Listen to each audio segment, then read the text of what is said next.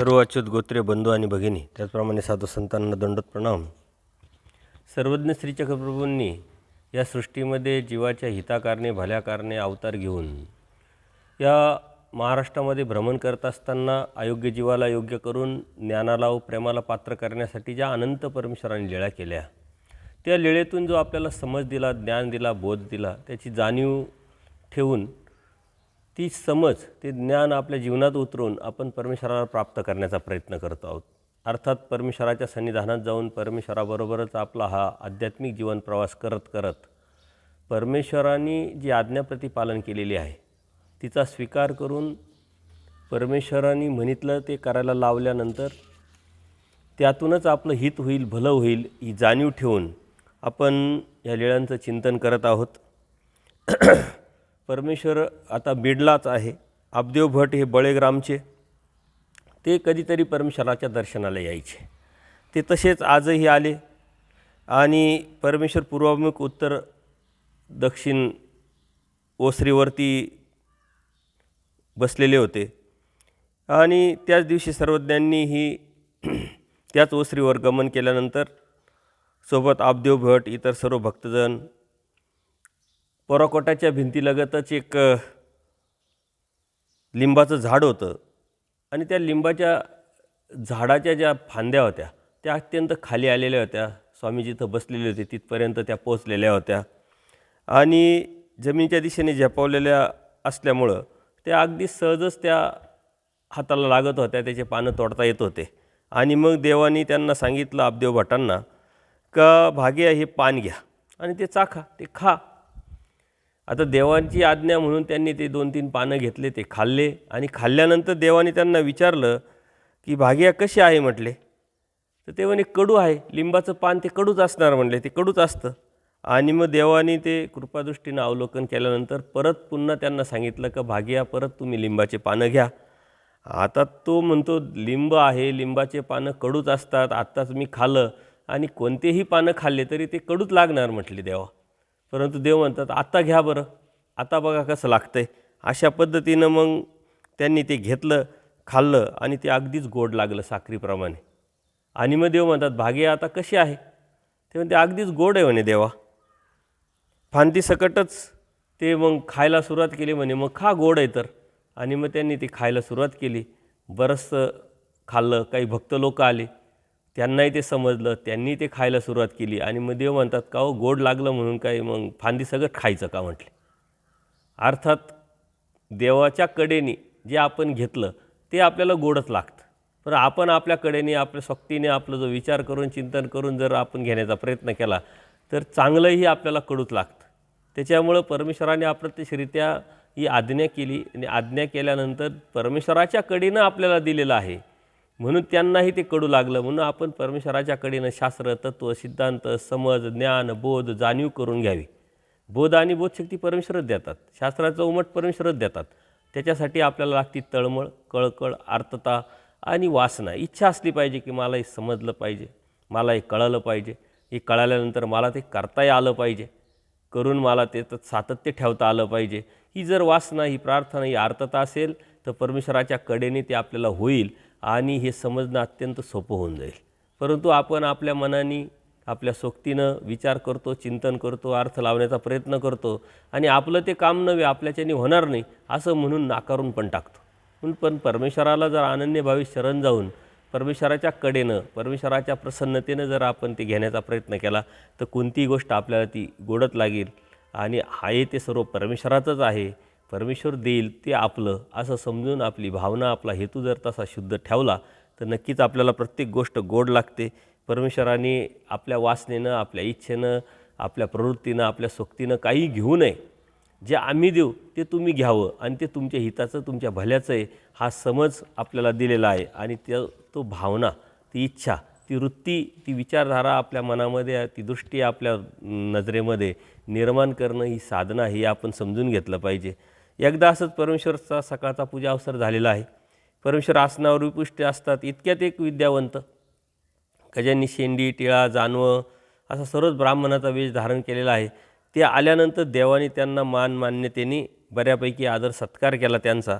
आणि देव ज्या आसनावर बसलेले होते त्या अर्ध्या आसनावर त्याला बसून घेतलं. सारे भक्त लोक पाहत आहे, परंतु देवानीच केलं आहे म्हटल्यानंतर विशेष नाही. बाईसांना बोलवलं, बाईसां करू त्यांचे हातपाय धुवेले, गंध अक्षता केल्या, त्यांना काही खायला दिलं, खारी खोबरे चारोळ्या फुटाण्या जे बी असेल ते खायला दिलं आणि त्यांनी ते सुद्धा खाल्लं. सर्वज्ञांनी मोठ्या वाटीत पाणी घालून त्यांना स्वतः दिलं. मग त्यांनी गुळणा केला, तांबूळ दिलं आणि मग थोडा वेळ बसल्यानंतर देवाची ती अनुमती घेतात, दंडोत करतात आणि निघून जातात आल्यासारती.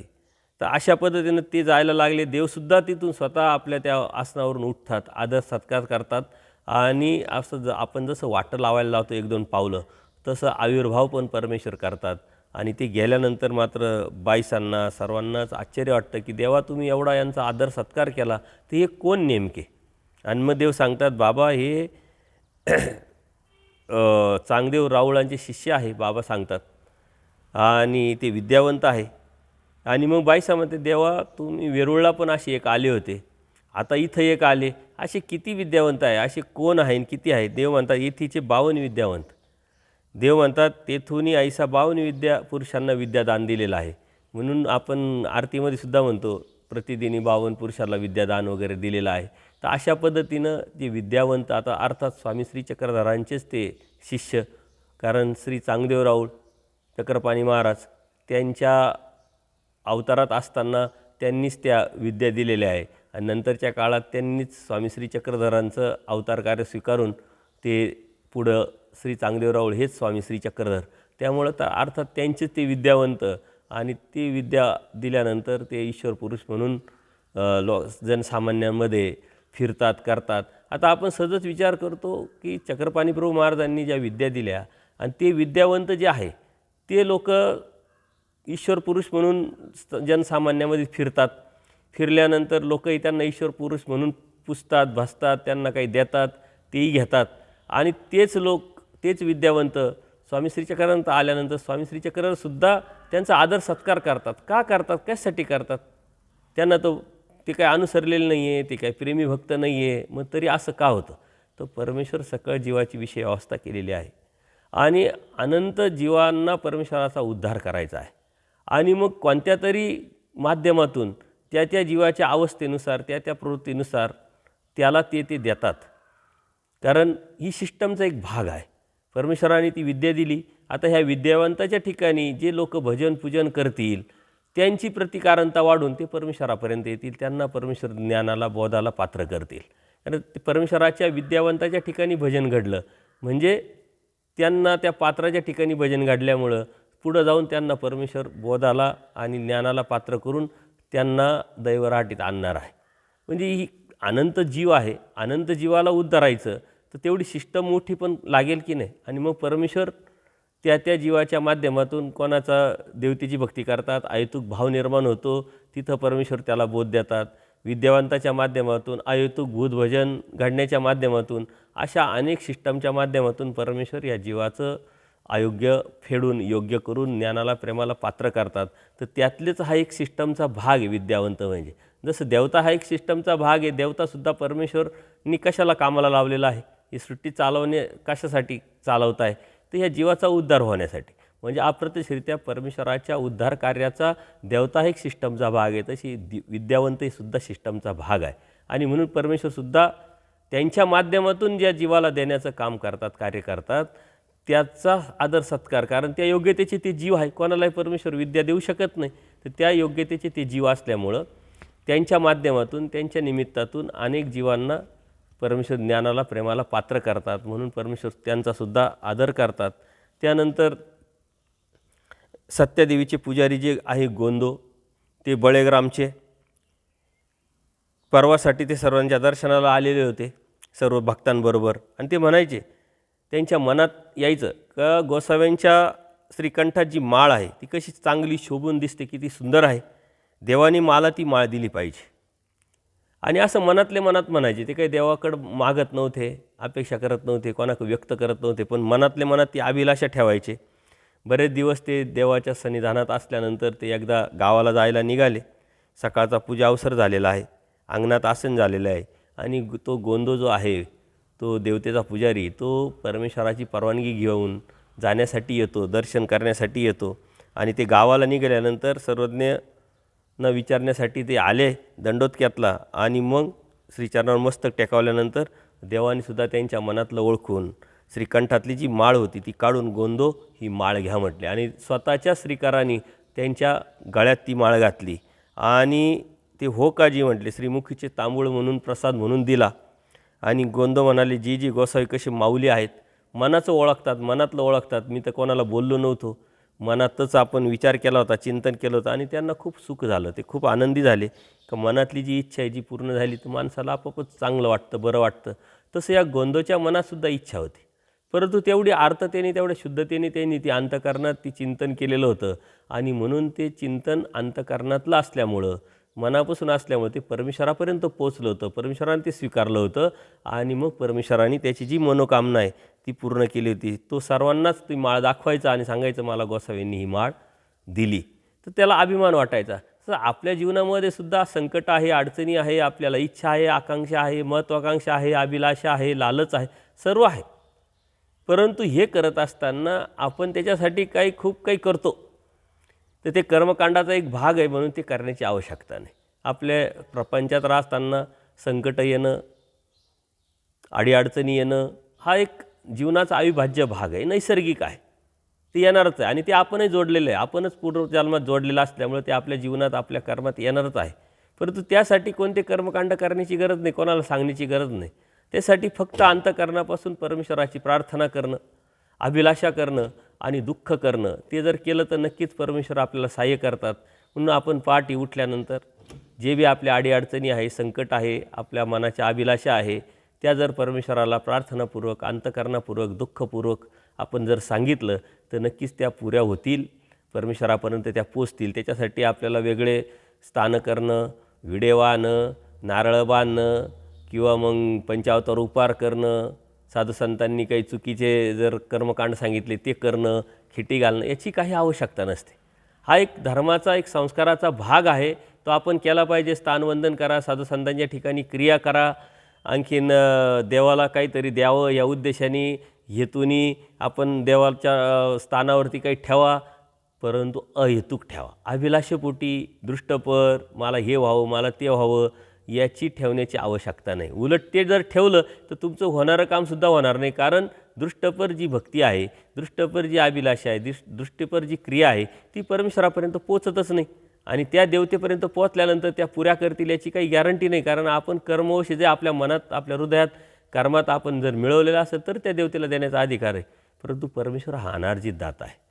आपल्या अर्चकत्वात, आपल्या कर्मात नसेल तरी परमेश्वर देणार आहे. म्हणून परमेश्वराकडं अंतःकरणपूर्वक जर आपण ती अभिलाषा केली ना, आपल्या नशिबात, आपल्या कर्मात जरी नसेल तरी ते देऊ शकतात. म्हणून जे बी करायचं आहे ते अहेतुक करा आणि आपल्याला जे अभिलाषेपर किंवा दृष्टपर किंवा संकटपर, अडीअडचणीपर जर आपल्याला करायचं असेल त्यासाठी काही न करता परमेश्वराची प्रार्थना करा, स्मरण करा, चिंतन करा आणि त्याच्याशी हितगुज करा. परमेश्वरापर्यंत ते नक्कीच पोचेल. परमेश्वर सर्वज्ञ आहे, त्यामुळं त्याच्यासाठी वेगळं काही कर्मकांड करायची गरज नाही. त्या गोंदोनी फक्त मनात ठेवलं होतं की मला हे देवाने ही माळ द्यावी, अंतःकरणात ती अभिलाषा ठेवली होती आणि मनापासून त्याचं ते दुःख होतं की देवाने जर मला दिलं तर किती बरं होईल आणि देवाने ते ओळखलं आणि देवाने ते दिलं. तसं आपली जी अडचण ती देवापर्यंत जाण्यासाठी अंतःकरणापासून जर प्रार्थना केली तर नक्कीच आपल्या ज्या अडीअडचणी आहे, ते संकट आहे, ते दूर होऊन धर्माच्या नावाखाली चाललेल्या ज्या चुकीच्या गोष्टी त्याला आपण बळी पडणार नाही आणि अप्रत्यक्षरित्या परमेश्वराची प्रसन्नतासुद्धा आपल्याला मिळेल. जर यदाकदाचित आपण अज्ञानापोटी या गोष्टी करत असले तर देवाची खंती येते, देवाची उदासीनता येते आणि मग दैवराटीत राहून परमेश्वर समजून कळूनसुद्धा आपण परमेश्वराला प्रसन्न करू शकत नाही.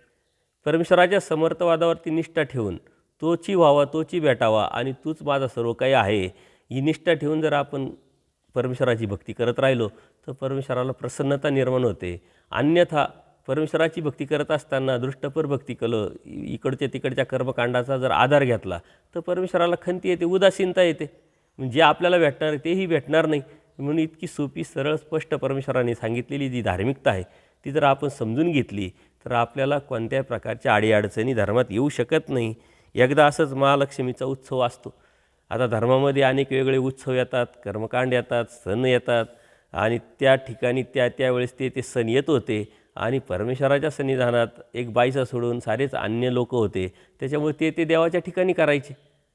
अज्ञान होतं, पण एकदा ज्ञान झालं, बोध झाला, तर त्या गोष्टी त्या निमित्ताने परमेश्वराच्या ठिकाणी करायची गरज नाही. कारण परमेश्वर हा जो आहे हा अष्टप्रहर म्हणजे कायमस्वरूपी भक्ती करणारा विषय आहे. आपल्या मनामध्ये, आपल्या हृदयामध्ये जी साधना, ती अंतर्बाह्य बदल हा परमेश्वराला सातत्यपूर्ण अपेक्षित आहे. कधीतरी केव्हा तरी कुठंतरी सणासुनाच्या माध्यमातून भक्ती ही आपली भक्ती नाही. आपण सतत निरंतर परमेश्वराला वेचलेलं असलं पाहिजे. एकदा असंच हा महालक्ष्मीचा सण आलेला आहे आणि त्याबरोबर सर्वज्ञांची प्रसिद्धी ऐकून सर्व पुष्कळ लोक देवाच्या दर्शनाला येतात. आता आजही बघा कितीतरी मंदिर आहे, मंदिर दुसऱ्या देवतेचं असतं, परंतु आणखीन दुसरा सण असला तर सगळीकडं सर्व ते तिथं करतात. तसं परमेश्वराची प्रसिद्धी झालेली आहे. हातोपरहात ब्राह्मण एकामेकाला सांगतात, प्रचिती आलेली सांगतात, काही प्रश्नाचे उत्तर सापडलेले भेटलेले ते सांगतात आणि अशी प्रसिद्धी झाल्यामुळं महालक्ष्मीचं जे ऋतू आहे, उत्सव आहे, त्यावेळेस बरेचसे लोक परमेश्वराच्या दर्शनाला आलेले आहे. सर्व लोकांना सर्वज्ञांचं दर्शन झालेलं आहे आणि इतकी गर्दी झाली आणि परमेश्वराने सुद्धा त्यावेळेस अलौकिक असं जे रूप आहे, अलौकिक असं जी मूर्ती आहे ती घेतलेली असल्यामुळं बरेच लोक देवाकडे वेधल्या गेले. कोणी बसले, कोणी कोणत्या हेतूनी, कोणत्याही उद्देशाने आलेले आहे. भक्ती करता करता बराच वेळ परमेश्वर आसनावर बसलेले असल्यामुळं आता परमेश्वर प्रसन्न आहे, परमेश्वर आनंदी आहे. परमेश्वराला ना थकवा येऊ शकत ना काही येऊ शकत. परंतु परमेश्वराने या सृष्टीमध्ये अवतार घेतल्यानंतर ह्या जीवाचे जीवधर्म, देहधर्म स्वीकारलेले असल्यामुळं त्या समाजव्यवस्थेला, त्या सृष्टीव्यवस्थेला मान देण्यासाठी परमेश्वरी अशा काही गोष्टी स्वीकारतात आणि मग त्यांची मूर्ती कोमजली, त्यांना नजर लागली, त्यांचे डोळे लाल झाले. अशा पद्धतीनं मूर्तीवर थोडा बदल झाला आणि मग बाईसांच्या ते लक्षात आलं आणि बाईसा आबाईसाला सांगतात की तुम्हाला नजर उतरवता येते का? देवाला नजर लागली, कारण बरेचसे लोक आलेले आहे आणि दिवसभर सकाळपासून देव बसलेले आहे आसनावर. त्याच्यामुळं बाईसा काळजी आहे, प्रेमी भक्त आहे, ते आबाईसाला विचारतात आणि मग आबाईसासुद्धा सांगते की हो, मला यात ती जी नजर आहे ती उतरवता येते. म्हणले उतरव, मग बाबाची नजर उतरव. आणि मग बाईसांनी त्यांना सांगितलं की नजर उतरव. त्या पद्धतीनं आबाईसांनी सुद्धा त्याची तयारी केलेली आहे. आणि आजही आपण खेडेगावांमध्ये गेलो, कुठेही गेलो, पूर्वी ह्या गोष्टी नजर उतरवण्यासाठी जुन्या म्हाताऱ्या लोक वेगवेगळ्या गोष्टी करायच्या.